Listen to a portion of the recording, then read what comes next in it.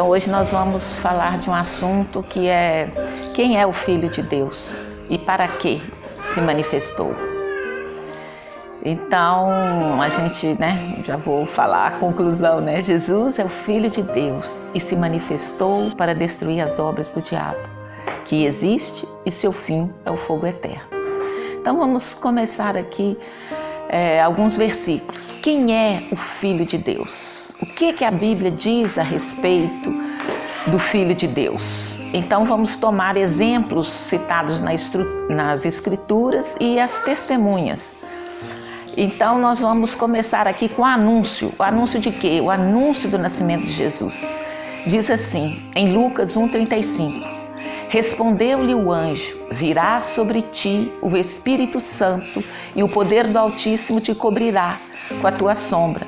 Por isso, o que há de nascer será chamado Santo, Filho de Deus. Então aqui já no que a Bíblia conta sobre o nascimento, o anúncio, que Maria iria receber, a virtude do Espírito Santo e gerar nela o Filho de Deus. Ele já está sendo chamado de Filho de Deus.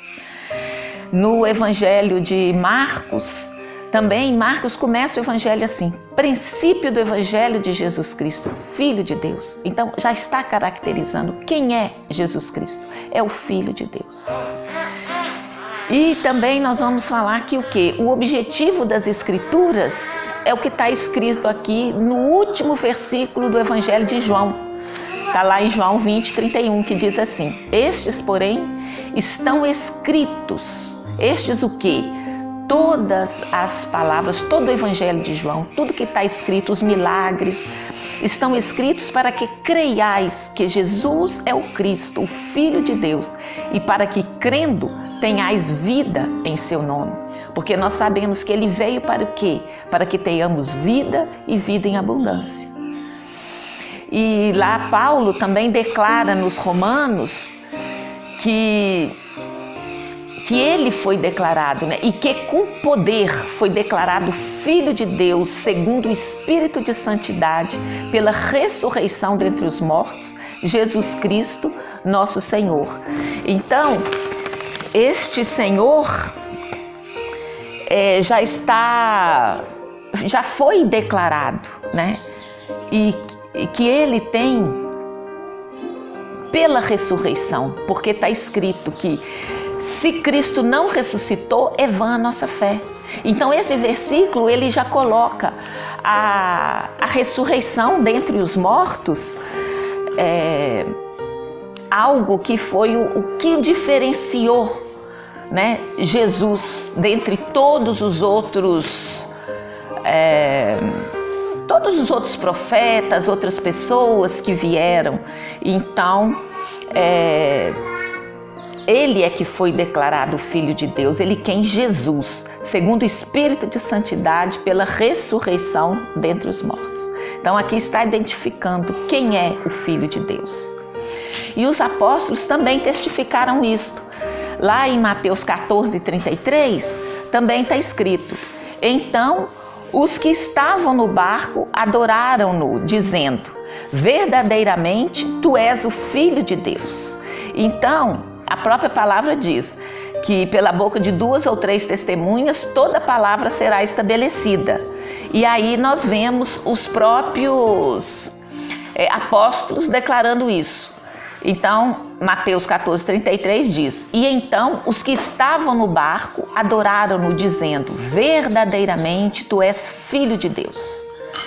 Então, até ali nós vemos os discípulos declarando sobre ele, que era verdadeiramente o Filho de Deus. Mas até as trevas, até o reino das trevas, foi citado em Marcos 3:11, e diz assim: e os espíritos imundos, quando viam, prostravam-se diante dele e clamavam, dizendo: tu és o Filho de Deus. Então dele foi dado testemunho, o Espírito Santo, Deus Pai Todo-Poderoso, os discípulos e até o reino das trevas. E Paulo, em todas as cartas dele, que foi um dos que mais expandiu a palavra através das suas viagens, lá em Atos 9 diz assim: e logo na sinagoga pregava Jesus, que este era o Filho de Deus. Então aquele que perseguia os cristãos, ele se tornou cristão, ele recebeu uma visitação do Espírito Santo e ele reconheceu que Jesus é o Filho de Deus. Assim, nós vimos, esses versículos falaram de vários testemunhos, né? E agora o que a palavra diz através do Pai, né? Quem é o Filho de Deus dito pelo Pai? Então eu separei, são N passagens, mas eu separei apenas aqui 3 versículos que cita a mesma passagem. 3 evangelhos, né? 3 versículos de evangelhos. Mateus 3,17, Marcos 1,11 e Lucas 3,22. Todos eles fazem referência ao batismo. Foi quando, né, a primeira vez algo sobrenatural se manifestou. Não a primeira vez, né, mas publicamente. Aí no batismo de Jesus. E eis que uma voz dos céus dizia: este é o meu filho amado, em quem me comprazo. Então, neste momento, Deus Pai falando a respeito do seu filho. Este é meu filho, é Deus falando, é dando testemunho dele mesmo. Depois, na transfiguração, também no Evangelho de Mateus 17,5, diz assim: estando ele ainda a falar, eis que uma nuvem luminosa os cobriu, e dela saiu uma voz que dizia: este é meu filho amado, em quem me comprazo, a ele ouvi. Então, acrescentou em relação ao batismo, que é o começo, né, do nosso relacionamento com Deus. A transfiguração, nós podemos dizer que é algo sobrenatural, é o batismo no Espírito Santo. E aqui veio uma exortação: a ele ouvir, a ele ouvir. Então, Deus declara dele, né, Deus Pai declara sobre o Filho que eis o meu filho, a ele ouvi. E também em 2 Pedro 1,17 diz assim: porquanto ele recebeu de Deus Pai honra e glória, quando pela glória magnífica lhe foi dirigido a seguinte voz: este é o meu filho amado, em quem me comprazo. Aqui Pedro está relatando este momento, o momento da transfiguração, e ali ele está falando ele está dando testemunho de que a glória magnífica de quem o Pai se manifestou, declarando que ele, né, que Jesus é o meu filho amado, é o Pai falando. Então, o Filho se manifestou em carne, o Verbo se fez vida e habitou entre nós. Com qual finalidade? Para que o Filho de Deus se manifestou? Existem N versículos também, mas vamos falar de 1 de João 3,8. Quem comete pecado é o diabo, porque o diabo peca desde o princípio. Para isto, o Filho de Deus se manifestou, para destruir as obras do diabo. Então, a finalidade principal da manifestação do Filho de Deus na terra é destruir as obras do diabo. Mas como assim? Mas tem diabo? Muitos não acreditam. Então vamos ver o que a palavra diz. Quem é o diabo? Onde ele está? O que ele faz? O que o espera? A Bíblia toda também trata disso. Apenas selecionei 3 versículos e nós vamos ver então o contraste entre a obra do diabo e a obra de Deus. Então João 10,10 diz assim: o ladrão não vem senão para roubar, matar e destruir. Eu vim para que tenham vida e a tenham em abundância. Então quem é o diabo? É um ladrão. Ele veio para roubar, para matar e para destruir. Esse é o alvo, é o objetivo dele. E o que ele faz? Ele rouba, mata e destrói. Mas de que forma ele faz isso? Enganando. Então vamos ver o que Apocalipse 12,9 diz. E foi precipitado o grande dragão, a antiga serpente, que se chama o diabo e Satanás, que engana todo mundo. Foi precipitado na terra e os seus anjos foram precipitados com ele. Então onde ele está? Ele está na terra. Então, ele existe, é real, é concreto. Ele vem para matar, roubar e destruir através do engano. Onde ele está, né, já está aqui na terra. E o que o espera?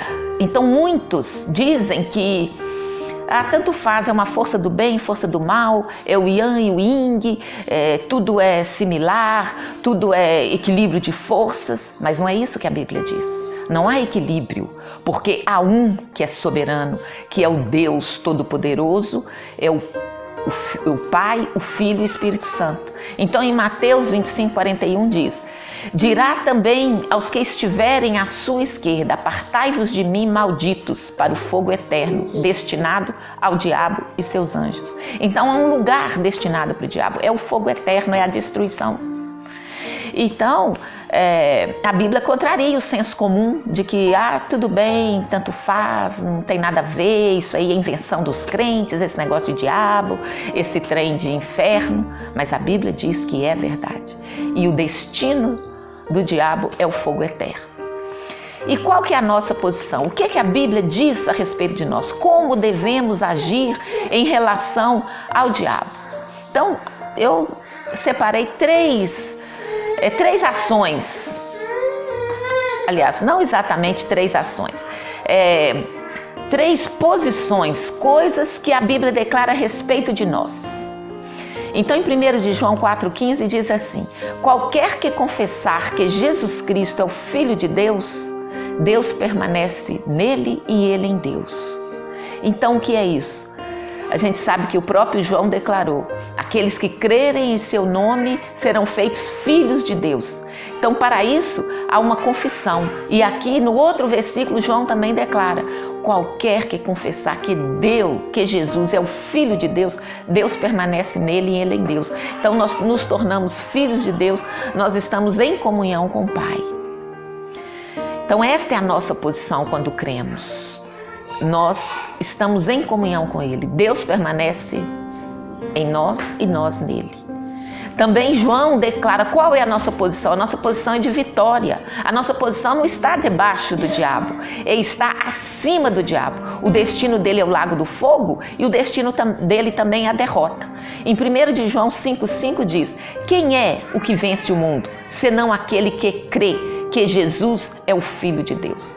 Então, você crendo que Jesus é o Filho de Deus, a sua posição é de vitória. E a sua vida vai ser exercer essa vitória. Aquele que vence o mundo. O mundo é o quê? O mundo jaz no maligno. Então o diabo foi lançado na terra e aqui ele tenta reinar, ele tenta estabelecer o seu reino através do engano, de matar, roubar e destruir. Mas nossa posição não, nossa posição é de vitória. Também em 1 de João, a carta que João escreve no capítulo 5, verso 13, diz assim: estas coisas vos escrevo a vós que credes no nome do Filho de Deus, para que saibais que tende a vida eterna. Então, existe o crer em Deus, existe uma outra posição, que é crer no nome do Filho de Deus. Isso está acima, não acima, é uma posição diferente de crer em Jesus, é crer no nome. Crendo no nome, você crê no poder do Espírito Santo, você crê nos milagres, você crê no sobrenatural. E esse sobrenatural é que te conduz à vida eterna, que começa no dia que você aceitou Jesus. Então, crer no nome do Filho de Deus, isso faz parte da revelação progressiva, porque durante muitos anos não se via diferença entre crer em Jesus e crer no nome de Jesus. Crer no nome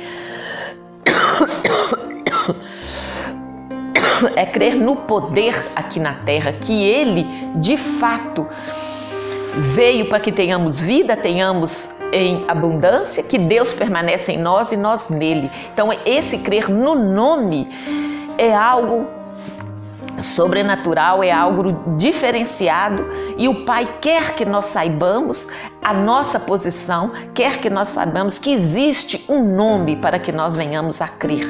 E isso nos conduzirá à vitória. Isto é a nossa posição, é a posição que Ele preparou quando Ele morreu, ressuscitou, está à direita de Deus Pai.